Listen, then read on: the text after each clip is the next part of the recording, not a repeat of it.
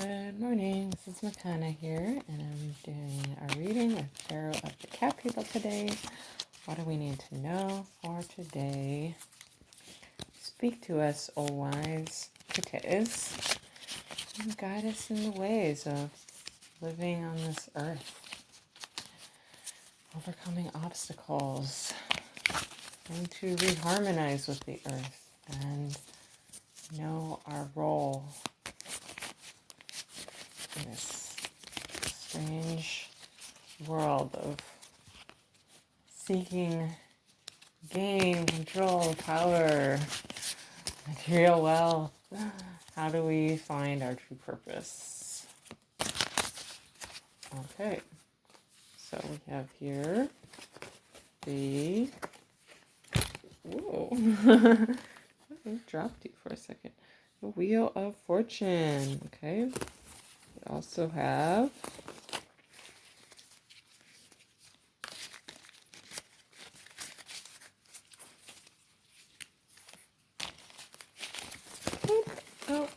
okay. A couple cards popped out. So we have here the Lovers and oh wow, we have a lot of cards here. Death and the Star. So let's get into it. So first we have the Wheel of Fortune. Fortunes, as we know, can change.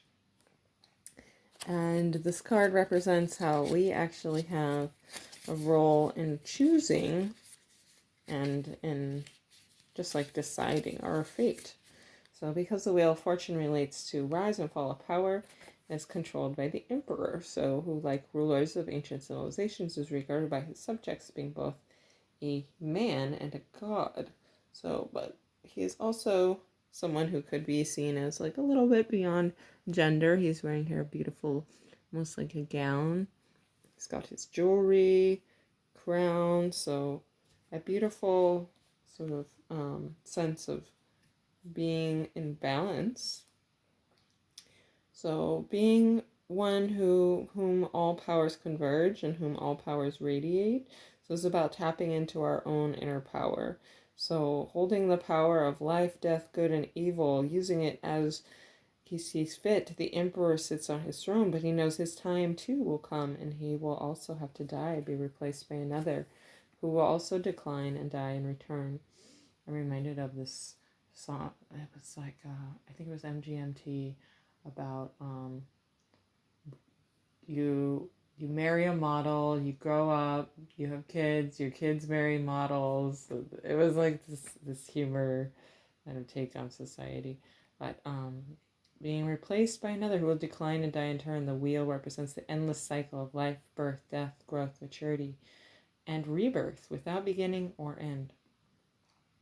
And so this cycle can continue as long as we are not able to sort of transcend beyond both the pain, the attachment to the earth, and the sense of limitation, and the understanding, like knowledge, like awareness is like the ultimate liberating tool that even can transcend this endless cycle. So here he's still very much a part of it, even with his wealth and power, and he has everything at his fingertips, and yet it takes more than just that kind of power to transcend these eternal cycles that we are caught in. The two cats in the wheel are as yin and yang. So what will be reversed as the cycle progresses? One has warm colors, one has cool colors. So we've been thinking a lot about the world in general, how things like sort of like push and pull, how there's like these like movements and backlashes. And so like as you're noticing getting caught up in like the energies around you, or you have a sense of powerlessness, swirling chaos, just notice that the pendulum always swings back the other way. So right now, this very moment, you may feel powerless, and this moment is also not forever.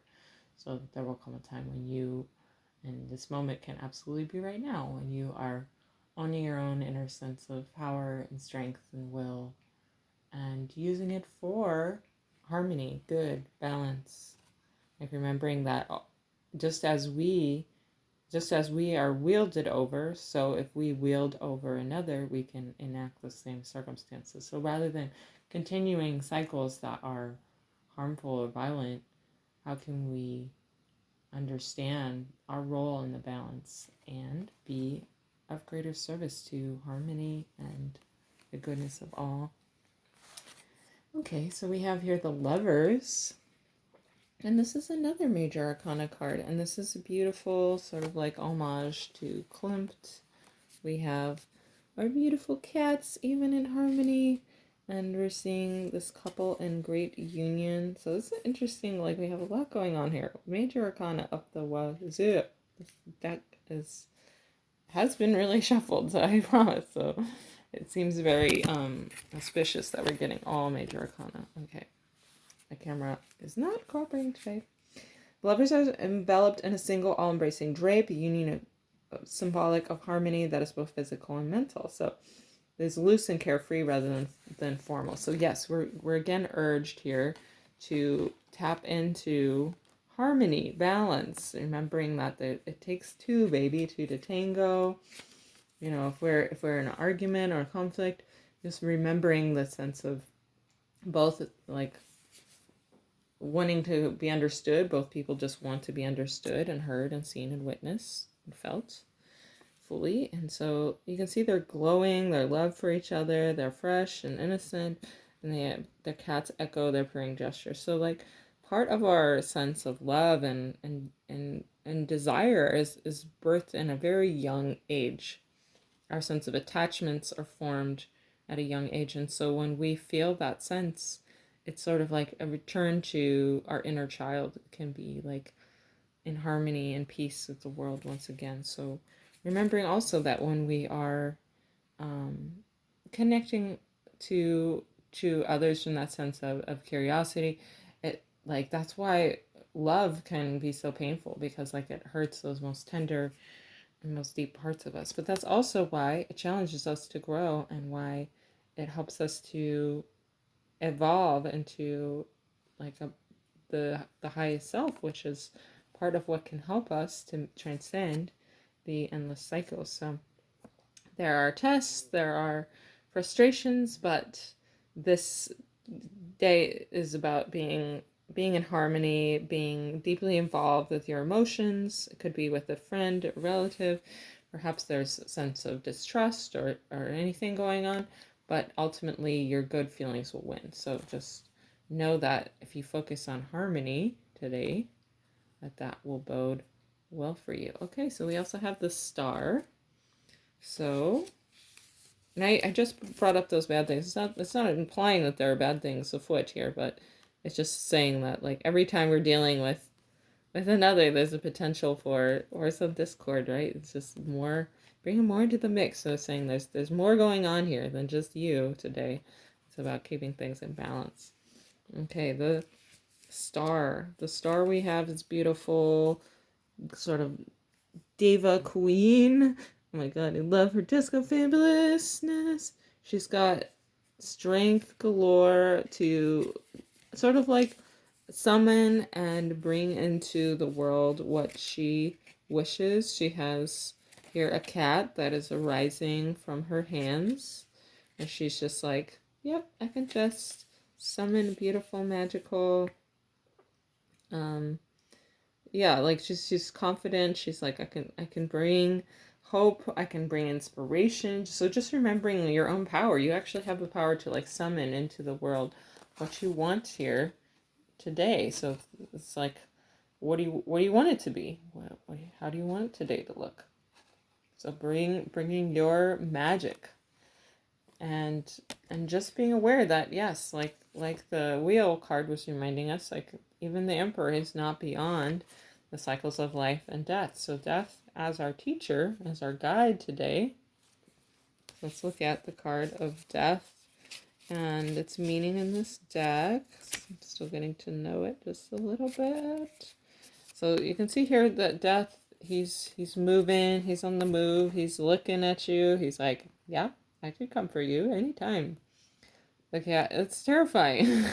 We're in a pandemic. Oh my god, stop it, Death. This is not cool.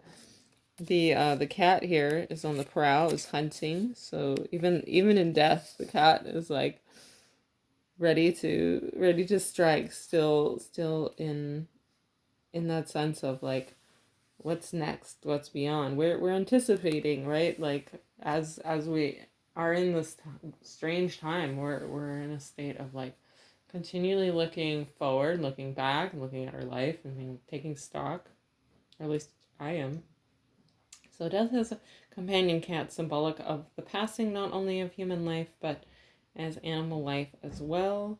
And reverse today, so stagnation, immobility, slow changes, partial change, inertia, slowly avoiding a serious incident. So know that if anything seems negative arising today, that you have a narrow window of salvaging it. So just keep your focus, instead of on the disaster, on solutions.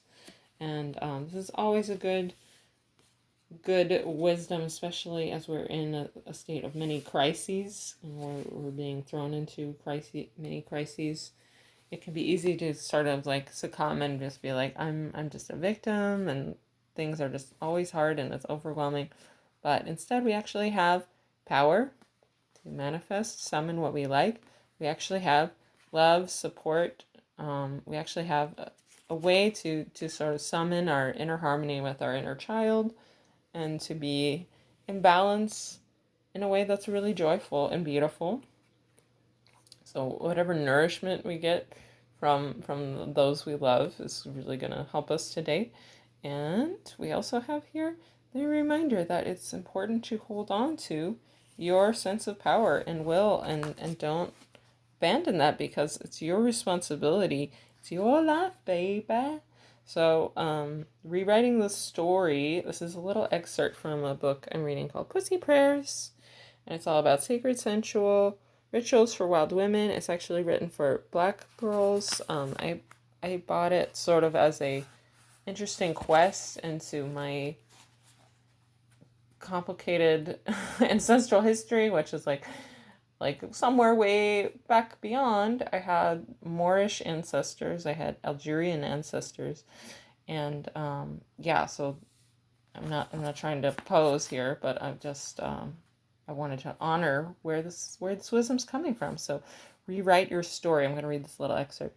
Because you have identified your old story full of trauma and negativity, you can clear that out and prepare a new story for yourself. Allow yourself to be rebirthed through this story.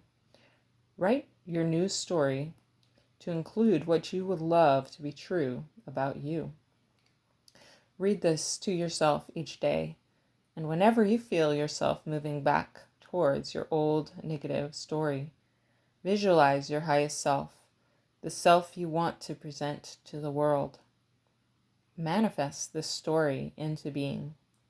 If you can conceive it, it is already true. I just love the message of this. So allow yourself to be rebirthed through this new story. So instead of just holding on to those stories that are full of negativity or something that hurt you in the past, prepare a new story for yourself. So that to me is like I've read that today, and then the cards seem to be speaking that into existence. Like, manifest your story. Like, you have control here. And then like that's the card of the Emperor, right? And then like rewriting your story, like make it something lovely, make it like beautiful, make it like, I'm not saying like make it all make believe, just like actually tap into what are the best parts of it, like just how lovers see through the eyes of love and can see the best parts, maybe even only the best parts in one another. That's how you can rewrite your story. See it through the eyes of love, and write down like the most positive narration possible, so you can actually start to embrace yourself with a loving narrative, bringing into the world what you want. Know that it's your responsibility to manifest and create. This is like If it was up to you, if you could rewrite your story even into old age, like, well, where do you see your story taking you? Write all those things down too, your hopes, your dreams. And then like even in the awareness of death, like how can I meet that with a sense of peace that I did what I came to do here on this realm. I enacted my magic. I looked through the eyes of love, and I held my sense of center, and I directed my course to the best of my ability. I didn't waste my gift of being, having awareness, having power. I didn't waste that sense of responsibility. Thank you for listening and joining in today. I hope this day brings you much opportunity for power shifting in your own story. Tell it how you like and live your best day.